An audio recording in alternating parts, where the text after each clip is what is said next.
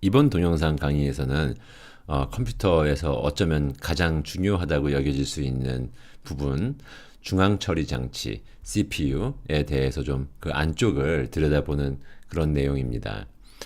글쎄요, 컴퓨터에서 중앙 처리 장치가 가장 중요하다고 꼭 그렇게 얘기할 수 있는지는 잘 모르겠습니다. 그 중요성을 뭐 서로 따지기는 좀 그러니까요. 그런데 어쨌든 가장 중심을 이루고 있는 부분인 것은 맞는 것이 CPU, Central Processing Unit, 우리말로 하면은 중앙 처리 장치입니다. 컴퓨터가 행하는 모든 일들이 중앙 처리 장치에 의해서 조직되고 통제되고 관리되기 때문입니다. 그러면 중앙 처리 장치는 어떤 방식으로 이루어져 있는지 살펴보기로 하겠습니다. 이 그림은 중앙 처리 장치 CPU를 그 내부를 갖다가 아주 단순하게 그림으로 표현해 본 겁니다.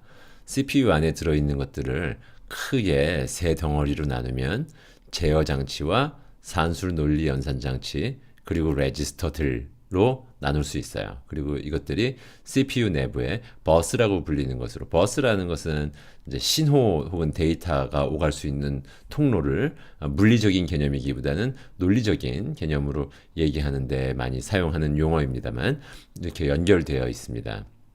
각각을 먼저 역할을 얘기해 보면은 제어 장치는 명령어를 해석하여, 이 명령어에 대해서 우리가 아직은 명확하게 정의하고 얘기한 바가 없습니다만 잠시 후에 이 명령어가 어떤 것들이고 그게 뭘로 이루어져 있는지 하는 것들은 보게 됩니다. 명령을 해석해 가지고 그 실행에 필요한 제어 신호를 발생시킨다. 이 하드웨어들, 자신 이외의 다른 부분들, 산수 논리 연산 장치나 레지스터 또는 자신의 실행에 필요한 제어 신호를 발생시키는 그런 관제 센터 같은 거라고 생각할 수 있습니다. 이런 제어 장치가 CPU 안에는 들어 있고요. ALU, Arithmetic Logic Unit, 논리 회로에서 우리가 조합 논리를 가지고 산술 논리 연산 장치를 구성할 수 있음을 한번 봤습니다. 산술 및 논리 연산이라는 것은 뭐 이제 수의, 산술이라는 것은 덧셈, 뺄셈, 나눗셈, 곱셈 또는 뭐 거듭제곱 등등등 수를 다룰 수 있는 그런 연산을 이야기하고요. 로직 논리 연산이라고 하면 뭐 비트끼리의 AND 연산, OR 연산, XOR 연산 등등 논리적인 연산, 이런 연산을 다 담당하는 장치를 ALU라고 부릅니다. 이 ALU가 결국은 제어 장치가 시키는 대로 덧셈을 하거나 뺄셈을 하거나 곱셈을 하거나 나눗셈을 하거나 아니면 논리 연산 어떤 것을 실행하거나 뭔가 연산을 실행하고 그 결과를 어딘가 반영하는 그런 식으로 될 겁니다. 그 연산의 결과 또는 연산의 대상이 되는 값, 여기서 연산의 대상이 되는 값을 우리가 보통 오퍼랜드라고 부릅니다. 연산 자체를 오퍼레이션, 그리고 연산의 대상이 되는 거를 데이터를 오퍼랜드라고 부릅니다. 근데 이 오퍼랜드들은 어디서 오나요? 뭘 가지고 연산을 하나요? 잠깐이나마라도 CPU 내부에 뭔가 데이터를 기억해 놓을 수 있는 공간이 있어야 되고 그 역할은 레지스터들이 담당합니다. 레지스터가 몇 개나 있느냐면 그 개수는 CPU마다 아키텍처들마다 달라요. 그리고 어떤 아키텍처에서는 모든 레지스터가 같은 기능을 그냥 평등한 그런 식으로 조직되어 있는 것도 있고 그보다 많은 프로세서들은 레지스터들의 각각이 역할이 다른 그런 경우도 많이 있습니다. 레지스터에다가 연산의 대상이 되는 오퍼랜드들도 저장을 해놓고 또 그 연산의 결과도 산술 논리 연산 장치가 기억하고 있는 게 아니라 레지스터에다가 기억을 시킵니다. 즉 CPU 내부에서 뭔가를 기억하고 정보를 유지하고 있을 수 있는 곳은 레지스터들에 밖에 없어요. 근데 레지스터들이 보통 얼만큼씩 있냐면 예를 들어 32비트 컴퓨터라고 치면은 32비트만큼 기록할 수 있는 레지스터들이 뭐 열 몇 개 내지는 많아봐야 수십 개 이내로 있습니다. 그러면 나머지 프로그램이 복잡해지고 여러 가지 동작을 하려고 그러면 데이터도 되게 많아야 될 텐데 그것들은 CPU 내부에 있는 게 아니라 우리가 하드웨어의 분류에서 얘기했던 기억 장치, 주로 주기억 장치에 들어있게 됩니다. 레지스터 안에는 뭐가 들어있게 되냐면 연산을 지금 당장 하기 위해서 지금 당장 필요한 것들 몇 개만 손에 쥐고 있다는 거죠. 컴퓨터 프로세서의 아키텍처를 이야기할 때 가장 중요한 핵심적인 개념 하나가 명령어 집합 구조, 영문으로는 Instruction Set Architecture라고 부르는 것입니다. 명령어 집합 구조를 아주 짧은 말로 그냥 정의를 해보면 마이크로 프로세서가 인식해서 기능을 이해하고, 죄송합니다, 여기 오타가 있네요. 이해하고 실행할 수 있는 명령어들의 집합입니다. 이때 이 명령어는 아까 조금 전에도 명령어 얘기가 나왔는데 기계어 명령들이에요.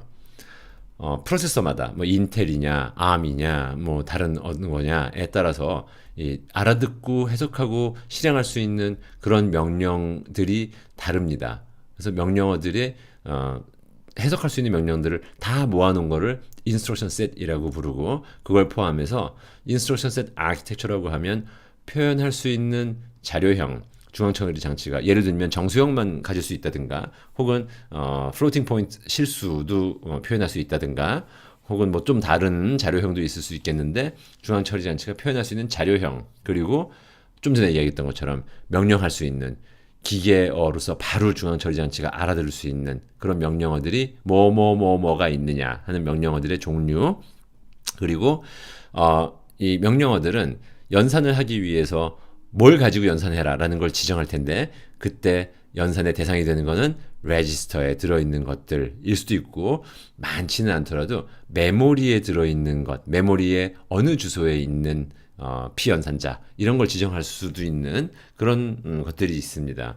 또는 메모리에 있는 데이터를 레지스터로 불러들이거나, 아니면 레지스터에 있는 데이터를 메모리에다 갖다 쓰거나 하려면은 당연히 메모리에 대한 주소를 지정할 수 있어야 되는데, 서로 다른 인스트럭션 셋 아키텍처들에 대해서 이 주소 지정법의 가지수와 표현 방법도 서로 다릅니다.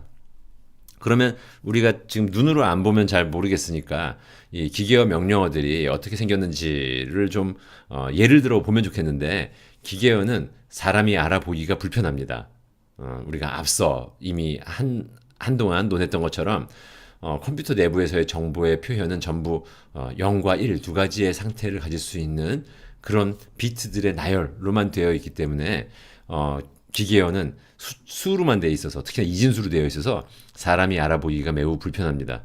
심지어는 뭐 십진수로 되어 있다 손치더라도 수만 쭉 늘어놓으면 그게 암호표처럼 보이지 뭔가 의미를 나타내는 걸로 보이지는 못할 거예요. 그렇기 때문에 기계어를 거의 1대1로 사람이 볼 수 있게, 사람이 보기 편하게 기호화된 표현으로 나타낸 것을 어셈블리 언어라고 말합니다. 그래서 우리가 앞으로 얘기하는 거 잠깐이지만 어셈블리 언어로 된 명령어들을 몇 개 볼 거예요. 그걸 보실 때는 이게 사실은 중앙 처리 장치에 의해서 뭔가 실행을 할 때는 그냥 이진수로 표현되어 있었을 건데 그거랑 대응하는 기호를 그냥 붙여가지고 사람이 읽기 편하게 놨구나, 이렇게 생각하시면 좋을 것 같습니다. 자, 이런 인스트럭션 셋 아키텍처가 정의되었다고 할 때 이걸 물리적으로 구현한 거, 인스트럭션 셋 아키텍처는 어떤 명령이 있을 수 있고, 이것들은 어떤 주소 지정 방식을 가지고 동작하고, CPU 내에서 데이터는 어떻게 표현되고 하는 것들을 적어놓은 논리적인 구조인데, 이거를 물리적으로 구현한 거, 여기는 예를 들어서 제가 위키피디아에서 특정한 여기 보면 인텔 코어 2라고 쓰여 있는데 특정한 예를 하나, 그림을 가져온 건데 그 그림의 내용은 이해하실 필요는 없겠습니다만, 이렇게 하드웨어로 구현한 거를 마이크로 아키텍처라고 부릅니다. 인스트럭션 셋 아키텍처 하나 정해지면 그걸 구현하는 방법에는 꼭 한 가지만 있지는 않을 거예요. 그래서 같은 인스트럭션 셋 아키텍처를 서로 다른 마이크로 아키텍처로 구현하기도 합니다. 예를 들면 인텔에서 많이 이용해왔던 x86이라는 인스트럭션 셋 아키텍처, 이거를 AMD라는 반도체 제조사에서도 같은 인스트럭션 셋 아키텍처를 가지는 서로 다른 프로세서들, 잘은 모르겠습니다만 어디서 얼핏 듣자 하니 같은 인스트럭션 셋 아키텍처를 가지는 성능이 유사한 CPU는 인텔 제품이 AMD 제품보다 좀 비싸다고 그러던데, 어쨌든 한 가지 방법으로만 구현할 수 있는 게 아니라 서로 다른 두 가지 이상의 방법으로 구현할 수 있는 것 당연하고 그렇게 어떤 명령어 집합 구조, 인스트럭션 아키텍처를 물리적으로 하드웨어로 구현해 놓은 것을 마이크로 아키텍처라고 부릅니다. 그럼 이제 실제로 명령어의 모습을 이제 아주 단순하게 간단하게 좀 살펴보려고 합니다. 명령어는 아까도 이야기했다시피 인스트럭션 셋 아키텍처가 서로 다르면 다른 명령어들이 당연히 있습니다. 예를 들면 인텔 x86 명령어랑 ARM 명령어랑은 서로 종류도 다르고 표현 방법도 다릅니다. 그러나 그 명령어들을 대충 분류해 볼 수는 있어요. 여기서 네 가지 종류로 한번 분류를 해봤습니다. 첫째, 산술 및 논리 연산 명령 하고서 예를 들었는데 이건 어떤 특정한 아키텍처의 명령어를 예를 든 게 아니라 그냥 대표적인 이름이 이렇게 붙을 수 있는 그리고 웬만하면 이렇게 붙일 것 같은 그런 글자들을 가지고 온 겁니다. add, 덧셈을 하거나 sub, 뺄셈을 하거나 multiply, 곱셈을 하거나 divide, 나눗셈을 하거나 이런 산술 연산을 위한 명령어들이 존재할 수 있고요. 물론 어떤 프로세서가 곱셈이나 나눗셈을 할 줄 모른다면 그런 프로세서는 요즘은 뭐 보기 어렵겠습니다만 그럴 때는 곱셈 명령이나 나눗셈 명령은 없을 거예요. 혹은 논리 연산 명령 and, or, not 이런 것들이 있는데 이를테면 32비트짜리 오퍼랜드 두 개에 대해서 and 연산을 하면 각 비트 자리마다 논리적 논리곱 and를 취하고 or 명령을 내리면 마찬가지로 논리 합을 취하고 이런 종류의 연산 명령이 있습니다. 그리고 우리가 프로그램을 작성해 가지고 컴퓨터에 실제 실행을 시키면 이런 산술 그리고 논리 연산 명령들이 많이 나타나게 됩니다. 기계어로 번역됐을 때 말이죠. 두 번째 분류에는 아래쪽으로 데이터 전송 명령이 있습니다. 레지스터, 아까 이야기한 것처럼 프로세서 내부에 레지스터들이 있고요. 그리고 메모리, 여기서 얘기하는 메모리는 주기억 장치, 메모리 사이, 그리고 또 입출력 장치 등등의 데이터를 전송하는 그런 부류의 명령어들이 있습니다. 예를 들면 메모리에 있는 데이터를 레지스터로 읽어 드릴 것을 지시하거나 혹은 반대로 레지스터에 들어있는 데이터를 메모리에 갖다 쓸 것을 지시하거나 입출력 장치에 대해서는 서로 다른 프로세서들이 좀 여러 가지 서로 다른 방법들을 적용하기 때문에 여기에서 뭐 어떤 특정한 예를 들진 않겠습니다만 어쨌든 입출력 장치에다가 뭘 내보낼 때 사용하는 그런 종류의 데이터 전송 명령들도 있습니다. 세 번째 부류는 실행 제어 명령이에요. 프로그램의 실행은 우리가 보통 사용하는 컴퓨터들은 전부 프로그램 실행이 위에서부터 아래로 그러니까 앞에 있는 것부터 뒤에 있는 걸로 이거 지금 위 아래 그리고 앞 뒤를 우리가 아직 메모리 구조 조직을 얘기하지 않았기 때문에 명확하게 얘기하기는 어렵습니다. 어쨌든 종이에 적어놓고 봤을 때 위에서부터 아래로 이렇게 실행하도록 되어 있어요. 근데 위에서부터 아래로만 실행해가지고는 원하는 바를 이루기가 어렵습니다. 왜냐하면 컴퓨터가 컴퓨터다울 수 있는 이유는 어떤 조건에 따라서 서로 다른 부분의 명령들을 실행하거나 아니면 같은 명령들을 반복해서 실행하면서 큰 데이터를 이 데이터, 그 다음에 이 데이터, 그 다음에 이 데이터, 그 다음에 이 데이터 순서대로 막 불러들여가지고 그거를 같은 연산을 많이 반복할 수 사람보다 훨씬 빠르게 할 수 있음으로써 컴퓨터다워지기 때문에 프로그램의 흐름이 그냥 순서대로 적혀진 순서대로 위에서 아래로 쭈루룩 이렇게만 실행돼 가지고서는 그런 기능을 할 수가 없어요. 당연하겠죠. 그렇기 때문에 순차에서 벗어나서 다른 곳에 프로그램을 실행해라. 이제 뭐 어느 조건이 만족하면인 경우가 많을 텐데 저기 가서 저쪽에 있는 프로그램을 실행해라. 혹은 저기 또 딴 데로 가서 거기 있는 프로그램을 실행해라. 이렇게 어느 주소를 정해주고 그 주소에 있는 코드로 분기해라. 라는 실행 제어 명령 또는 그래서 분기 명령이라고도 부르는데 그런 부류의 명령들이 있습니다. 그 외의 것들은 지금 얘기한 세 가지 부류는 조금씩의 차이는 있지만 웬만하면 다 비슷비슷한 그런 분류가 가능한 명령들인데 기타 명령어들 그러니까 좀 어느 프로세서에는 이런 게 좀 있고 다른 프로세서는 또 좀 다른 저런 것들이 좀 있고 이런 것들로서 뭐 인터럽트를 제어한다든가 명령어 실행 권한 이거는 나중에 우리가 오퍼레이팅 시스템을 공부할 때 명령어 실행 권한에 대한 얘기 나올 텐데 권한을 변경한다든가 하여간 뭔가 좀 핵심적인 기능이 아닌 부가적인 기능에 대해서 제어할 수 있는 그런 종류의 명령어들 이렇게 네 가지 부류로 나누어 볼 수가 있습니다. 여전히 이렇게 명령어가 네 가지 종류로 나눠진다라는 얘기만 가지고는 느낌이 확 오지 않네요. 그렇기 때문에 조금은 딱딱해 보일 수 있습니다만 우리가 C로 작성한 프로그램, 아주 간단한 프로그램의 일부를 가지고 그게 서로 다른 아키텍처에서 하나는 인텔, 하나는 ARM을 예로 들었는데 어셈블리 프로그램으로 표현되면 어떤 식이 되는가 하는 거를 아주 대충만 좀 살펴보겠습니다. 맨 왼쪽에는 C 프로그램이 적혀 있는데 이 프로그램은 문법이라든가 이런 걸 다 이해하실 필요는 전혀 없을 것 같고요. int a라고 되어 있고 그 바로 밑에 a는 10이라고 쓰여 있는 거는 a라는 변수에 대해서도 정확히 아셔야 될 일은 아닌 것 같고 어쨌든 잠시 임시로 10이라는 값을 어디다가 저장 공간에다가 갖다 놨다라고 생각하시면 좋을 것 같아요. 그런 뒤에 조금 아래로 내려가 보면 if라고 하고 괄호 안에 a하고 등호가 2개 그리고 10 그리고 괄호 닫았습니다. 이거는 만약에 a가 10이라면 a의 값이 10과 같다면 이라는 뜻입니다. 그리고 그 밑에 줄에는 들여 써가지고 a 더하기가 들어있어요. 이걸 두 줄을 해석하면 만약 a가 값이 10과 같다면 a의 값을 1만큼 증가시켜라 라는 뜻입니다.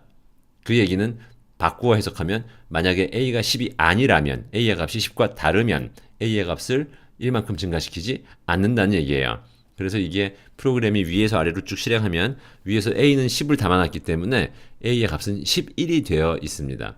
근데 만약에 어쨌든 a의 값이 10이 아니었다면 그 값을 1을 더하지 않았으니까 그냥 그대로 가진 채 밑에 점점점 부분으로 실행이 옮겨질 거예요. 그러면 이 C 프로그램 부분을 인텔 x86 아키텍처의 어셈블리 프로그램으로 번역을 해 놓으면 대강, 늘 이런 건 아니지만 대강 이런 모습이 됩니다. 맨 윗줄에는 MOV라고 쓰여 있고 한 칸 띄어서 EAX라고 쓰여 있고 콤마 뒤에 10이 있습니다. 이 명령어들이 정확히 어떤 의미를 가지고 어떤 문법에 의해서 사용되는지 하는 것을 이해하실 필요는 없지만 이 명령은 일단 뭐 하는 거냐면 move라는 걸 줄인 건데 EAX는 레지스터의 이름입니다. 어떤 레지스터에다가 상수 10의 값을 갖다 놓는 거예요. 그 과정은 A라는 왼쪽 C 프로그램에서 A의 10을 담은 거를 번역한 겁니다.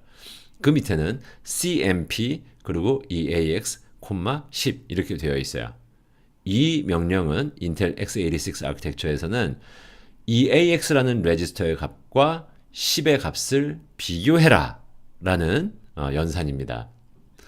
그러고 나면 어딘가에 이게 10보다 컸네, 작았네, 아니면 같았네, 뭐 등등등의 상태를 기억하고 있게 됩니다. 그 바로 밑에는 JNE 하고 대문자 레이블 1이라고 쓰여 있어요. JNE는 jump if not equal을 줄인 겁니다. 그러면 만약에 좀 전에 했던 연산 EAX라는 레지스터에 들어있는 값과 10을 비교했을 때 이게 만약 같지 않았다면 레이블 1이라고 써있는 곳으로 분기해라 라는 뜻이에요. 그리고 그 밑에는 INC 하고 EAX라고 적혀 있습니다. EAX라는 레지스터의 값을 1만큼 증가시켜라 라는 뜻이에요. 그리고 그 밑에 가서야 레이블 1이 있고 그 아래에 점점점이 있습니다. 그럼 위에서부터 쭉 흐름을 따라가 보면 A라는 변수에 10을 담고 그게 10과 같으면 1만큼 증가시키고 그렇지 않으면 증가시키지 않는 이 흐름을 어셈블리, 인텔 x86 어셈블리로 번역하면 이런 모습이 될 수 있다는 거예요. EAX라는 레지스터를 가지고 변수 A의 저장 공간을 삼았고 거기에 10을 집어넣고 10과 비교해서 같지 않으면 건너뛰고 그렇지 않으면 EAX의 값을 1만큼 증가시키는 일도 하고 그리고 결국은 같았던 같지 않았던 프로그램의 흐름은 레이블 1 있는 곳까지 도달하게 됩니다. 똑같은 C 프로그램을 ARM 아키텍처, 이 ARM은 요즘 우리가 사용하는 스마트폰에 웬만하면 ARM 인스트럭션 아키텍처를 구현한 프로세서들이 들어있는 경우가 많은데요. ARM의 명령어 집합을 가지고 어셈블리로 한번 번역을 해봤어요. 맨 윗줄에는 CMP R1, 콤마 그리고 무물정자 10 이렇게 있습니다. 여기 위에 한 줄을 제가 빼먹은 것 같아요. 죄송합니다. R1에는 어떤 값이 들어있을 텐데 그거를 이제 우리가 A라는 변수에 해당하는 곳에다가 할당했다고 치고 10이랑 비교를 합니다. 이거는 왼쪽에 있는 가운데 칸에 있는 인텔 x86에서 두 번째 줄에 있는 거랑 같은 종류의 내용이네요. 그리고 BNE 이거는 branch if not equal의 약자입니다. 아까나 뭐 비슷비슷해요. 그래서 레이블 1으로 만약에 R1이랑 10을 비교한 결과가 서로 같지 않았다면은 분기를 해라. 그리고 세 번째는 add라고 쓰여 있고 R1, R1, 우물정 1 이렇게 쓰여 있는데 우물정자가 쓰여 있고 1은 그냥 상수 1을 얘기하고 맨 앞에 있는 R1은 결과를 담을 레지스터예요. 그리고 두 번째에 있는 R1은 두 번째에 있는 거랑 세 번째에 있는 거를 앞에서 지시한 연산, 덧셈을 한다는 뜻입니다. 그러면 R1에다가 1만큼 더해서 그걸 다시 R1에 담는 A의 값을 1만큼 증가시키는 그런 동작과 같은 걸 여기서 얘기하고 있네요. 그래서 ARM 어셈블리 언어로 번역된 프로그램도 인텔 x86 어셈블리로 번역된 프로그램과 똑같은 동작을 할 거고 지금 여기서 얘기하는 건 어셈블리 프로그램을 뭐 이해한다거나 그러려는 목적이 아니라 이걸 보이려고 한 거예요. 서로 다른 프로세서 아키텍처에는 서로 다른 명령어 집합이 인스트럭션 셋이 있고요. 그리고 레지스터의 이름이라든가 아니면 레지스터를 지정하는 방식들이 조금씩 다르다는 겁니다. 그거를 대표적인 우리가 흔히 접할 수 있는 인텔 x86랑 ARM에 대해서 한번 어셈블리 인스트럭션들을 명령어들을 놓고 그냥 한번 눈으로 이렇게 봤어요. 좀 다릅니다. 이렇게 서로 다른 인스트럭션 셋 아키텍처들을 크게 두 가지로 나눌 수 있는 기준이 있습니다. 그 하나는 CISC라고 불리고 다른 하나는 RISC라고 불리는데 역사적으로 보면 CISC 방식을 택한 프로세서들이 더 먼저 있었고 나중에 RISC 방식이 더 낫다라는 주장 하에 더 만들어졌어요. CISC는 Complex Instruction Set Computing의 약자인데 복잡한 인스트럭션들을 가지고 있는 거예요. 이 복잡하다는 거는 첫째, 여러 동작을 한꺼번에 할 수 있는 명령어. 그러니까 어느 명령어를 하나 실행하면 이것도 하고 저것도 하고 뭐 예를 들자면 어디서부터 어디까지의 메모리의 내용을 다른 위치에 복사를 해라. 뭐 이런 여러 동작이 한꺼번에 일어날 수 있는 그런 명령어들 그리고 명령어의 집합 안에 들어있는 명령어들의 가지수도 많은 그런 식으로 구성된 인스트럭션 아키텍처를 CISC 아키텍처라고 부릅니다. 특징 중에 하나로 명령어들의 형식과 길이가 다양하고 생김새도 다양하고 그리고 어떤 경우에는 짧게 끝낼 수 있는 명령어도 있는가 하면 어떤 경우에는 명령어가 길어야 될 거고 하니까 형식과 길이가 다양하고 주소 지정 방식도 다양합니다. 주소 지정 방식에 대해서는 우리가 어떤 예가 있는지를 살펴보진 않았지만 그 주소 지정 방식을 이것도 있고 저것도 있고 그건 어떻고 하는 것들을 알아보는 거는 우리 수업의 범위를 넘어가는 것 같고요. 주소를 지정하는 거는 오퍼랜드를 P연산자를 어디서 가져와라 라는 걸 지정하는 건데 방식이 여러 가지가 제공되는 그런 게 CISC 아키텍처의 특징입니다. 주로 이런 CISC 아키텍처를 마이크로 아키텍처로 구현하면은 마이크로 프로그램 제어 방식의 프로세서로 구성되는 것이 일반적입니다. 마이크로 프로그램 제어 방식이라는 것은 우리가 짜는 프로그램 말고 하드웨어에 의해서 제어 신호를 어떻게 생성하고 그 다음 단계에는 무슨 일을 하고 이렇게 단계별로 명령어를 실행하기 위해서 하는 일들을 마치 프로그램처럼 CPU 안에다가 집어넣어 놓은 것을 얘기를 합니다. 이런 특징을 가지고 있는 CISC 아키텍처가 먼저 있었던 거에 비해서 나중에 그보다 이후에 RISC, Reduced Instruction Set Computing의 약자인데 RISC 아키텍처들이 제한되고 나타나기 시작했어요. RISC의 특징을 보면은 명령어들의 길이가 다 같아요. 고정된 길이에 그리고 명령어들의 종류가 굉장히 한정되어 있습니다. 최소로 필요한 종류의 명령어들만을 가지고 있어요. 이런 특징을 가진 게 RISC 아키텍처입니다. 그리고 이 명령어들에 대해서 주소 지정 방식도 최소화하고 그러니까 쓸 수 있는 방식이 뭐 손에 꼽을 정도밖에 안 되고 로드 스토어 방식의 메모리 접근 이라는 얘기는 명령어들 중에 메모리에서 데이터를 읽어올 수 있는 명령어가 한 가지 있고 그게 이제 로드 명령어입니다. 그리고 메모리에 데이터를 갖다 쓸 수 있는 레지스터에 있던 데이터를 메모리에 갖다 쓸 수 있는 스토어 방식, 스토어 명령 이렇게 두 가지 명령어 이외에는 다른 명령어들은 메모리를 접근하지 못하도록 한다는 거예요. 이를테면 어떤 수랑 더해라 하려면 더하는 수들을 레지스터에 갖다 놓고 더해야지 메모리에 있는 수를 가져다 더해라고 직접 얘기할 수는 없다는 겁니다. 이게 이후에 우리가 다음에 메모리 구조에 대해서 볼 때 좀 얘기가 되겠습니다만 성능을 결국은 높이기 위한 접근 방식입니다. 그리고 한 사이클에 하나의 명령을 실행할 수 있도록 설계한대요. 한 사이클이라 하면 우리가 클록 사이클 예를 들어 1GHz라고 하면은 한 사이클이 1나노세컨드인가요? 어쨌든 한 클록 사이클마다 명령 한 개씩을 실행할 수 있도록 설계한대요. 참 신기하네요. 어떻게 한 사이클에 그래도 해야 될 일들이 뭐 덧셈도 하고 뭐 어디다가 저장하기도 하고 이래야 될 텐데 실행을 할 수 있는지 좀 의아할 수도 있습니다만 그거는 컴퓨터 구조의 어떤 발전에 있어서 명령어 파이프라이닝이라는 걸 가지고 가능해집니다.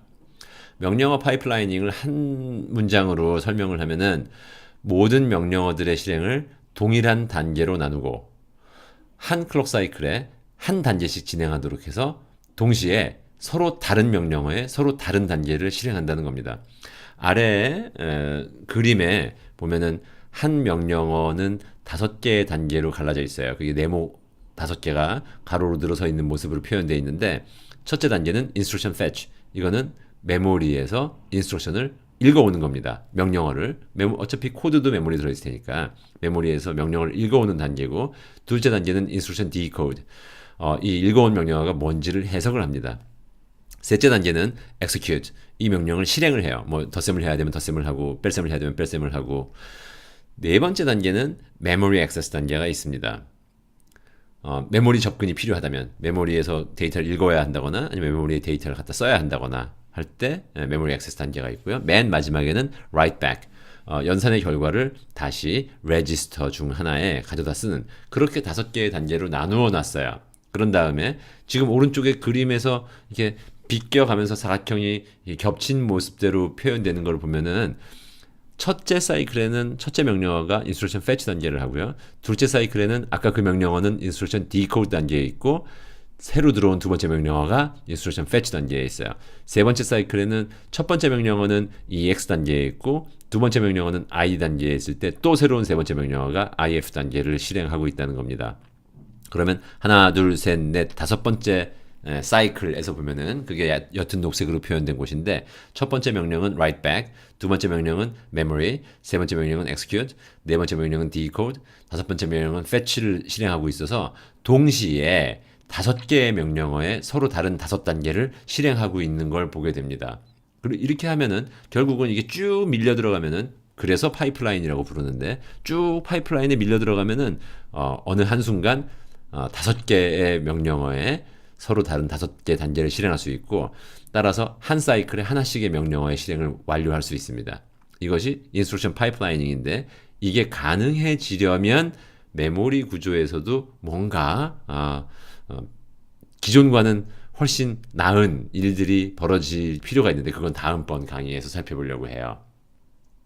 한 3가지 정도 여기 수업 내용에서 다루지는 않았습니다만 인터넷을 이렇게 검색을 하셔가지고 조사 그냥 가볍게 조사만 해보시면 좋겠다는 게 한 3가지 정도 있습니다. 우선 SOC, 요즘 SOC란 말 많이 하는데 System on Chip 이란 무엇인가? 이게 뭘 뜻하는가? 그냥 용어의 상식 정도로 알아두시면 좋겠고요. AP, Application Processor란 무엇인가? 요즘은 CPU라는 말보다 어쩌면 AP라는 말을 더 많이 듣게 되는 것 같기도 해요. 이건 왜 그러냐면 스마트폰의 아키텍처에서 AP라고 불리는 것들을 많이 사용하기 때문입니다. 그래서 스마트폰, AP, Application Processor, 뭐 퀄컴 스냅드래곤 이런 키워드들을 가지고 인터넷 조사를 좀 해보시면은 AP가 무엇인지 아주 그냥 간단하게 개념으로 용어로만 조사해 보시면 좋겠고요. 레지스터가 많으면 많을수록 좋습니까? 그러면 한순간에 CPU 내부에 지금 손에 쥐고 있을 수 있는 데이터의 개수가 많으니까 많으면 많을수록 좋을까요? 만약에 같은 면적에다가 반도체 같은 면적에다 집어넣을 수 있다고 하더라도 꼭 그렇지는 않을 수도 있을 것 같아요. 그렇다면 만약에 많으면 많을수록 좋은 게 아니라면 적정한 수를 결정하는 요인은 무엇일까라는 거는 이건 인터넷 검색 같은 걸로 해결하실 문제는 아니고 한번 생각을 해보시기를 바랍니다.